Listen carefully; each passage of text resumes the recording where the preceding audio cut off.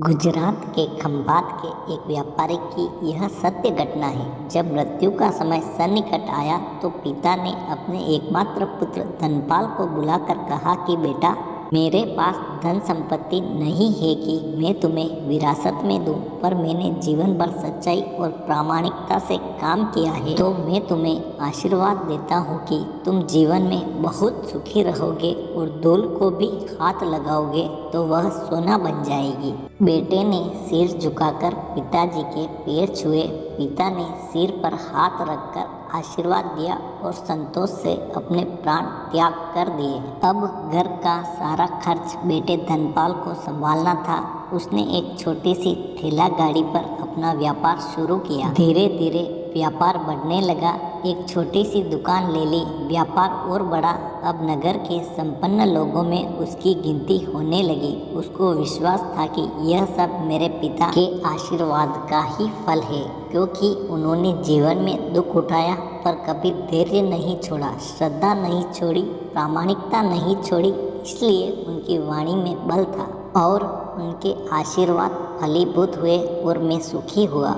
उसके मुंह से बारंबार यह बात निकलती थी। एक दिन एक मित्र ने पूछा, तुम्हारे पिता में इतना बल था तो वह स्वयं संपन्न क्यों नहीं हुए, सुखी क्यों नहीं हुए?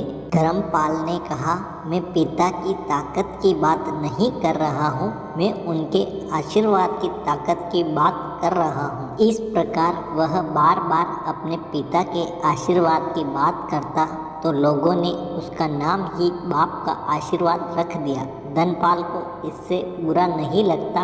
वह कहता कि मैं अपने पिता के आशीर्वाद के काबिल निकलूं, यही चाहता हूँ। ऐसा करते हुए कई साल बीत गए। वह विदेशों में व्यापार करने लगा।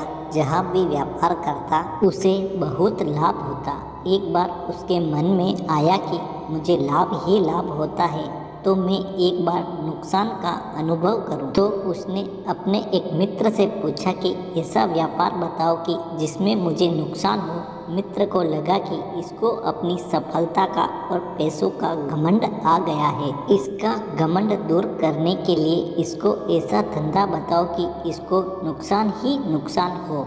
तो उसने उसको बताया कि तुम भारत में लौंग खरीदो और जहाज में भरकर अफ्रीका के जंजीबार में जाकर बेचो। धर्मपाल को यह बात ठीक लगी।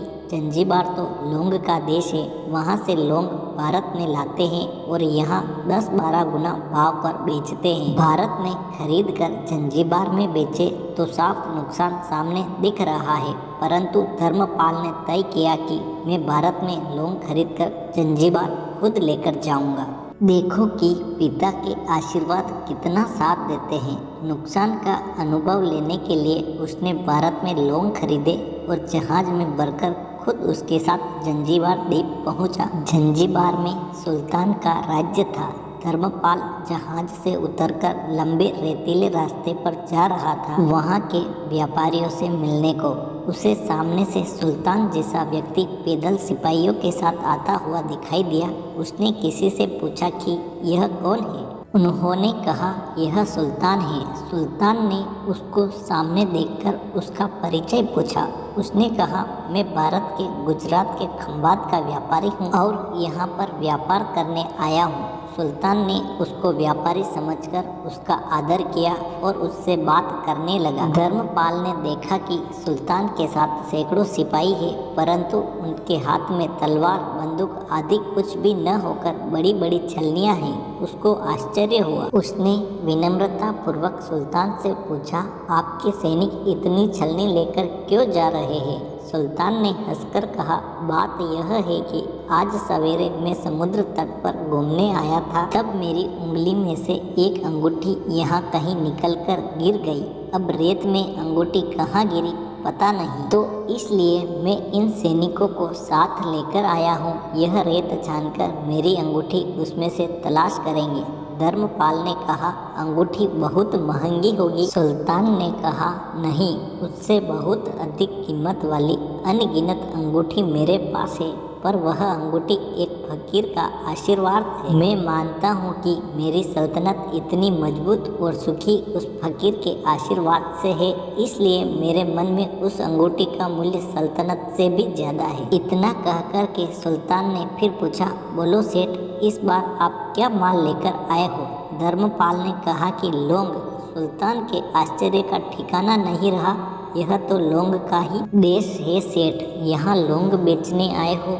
किसने आपको ऐसी सलाह दी? जरूर वह कोई आपका दुश्मन होगा। यहाँ तो 1 पैसे में मुट्ठी भर लौंग मिलते हैं, यहाँ लौंग कौन खरीदेगा और तुम क्या कमाओगे? धर्मपाल ने कहा, मुझे यही देखना है कि यहाँ भी मुनाफा होता है या नहीं। मेरे पिता के आशीर्वाद से आज तक मैंने जो धंधा किया उसमें मुनाफा ही मुनाफा हुआ, तो अब मैं देखना चाहता हूँ कि उनके आशीर्वाद यहाँ भी फलते हैं या नहीं। सुल्तान ने पूछा, पिता के आशीर्वाद, इसका क्या मतलब? धर्मपाल ने कहा, मेरे पिता सारे जीवन ईमानदारी और प्रामाणिकता से काम करते रहे, परंतु धन नहीं कमा सके। उन्होंने मरते समय मुझे भगवान का नाम लेकर मेरे सिर पर हाथ रखकर आशीर्वाद दिए थे कि तेरे हाथ में धूल भी सोना बन जाएगी। ऐसा बोलते बोलते धर्मपाल नीचे झुका और जमीन की रेत से एक मुट्ठी भरी और सम्राट सुल्तान के सामने मुट्ठी खोलकर उंगलियों के बीच से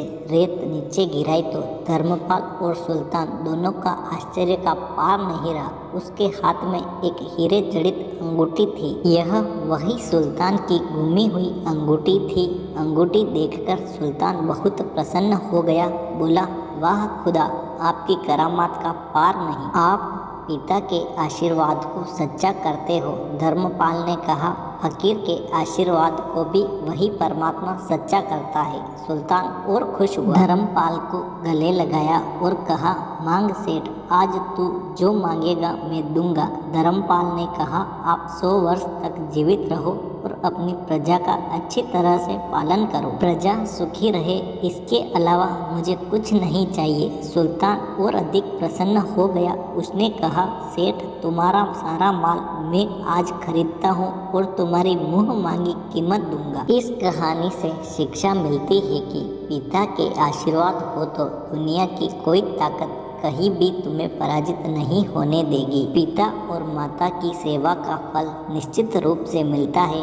आशीर्वाद जैसी कोई और संपत्ति नहीं। बालक के मन को जानने वाली माँ और भविष्य को संवारने वाले पिता, यही दुनिया के 2 महान ज्योतिषी है। अपने बुजुर्गों का सम्मान करें, यही भगवान की सबसे बड़ी सेवा है। वीडियो अच्छा लगा हो तो लाइक कर दीजिए और चैनल को सब्सक्राइब कर लीजिए। धन्यवाद।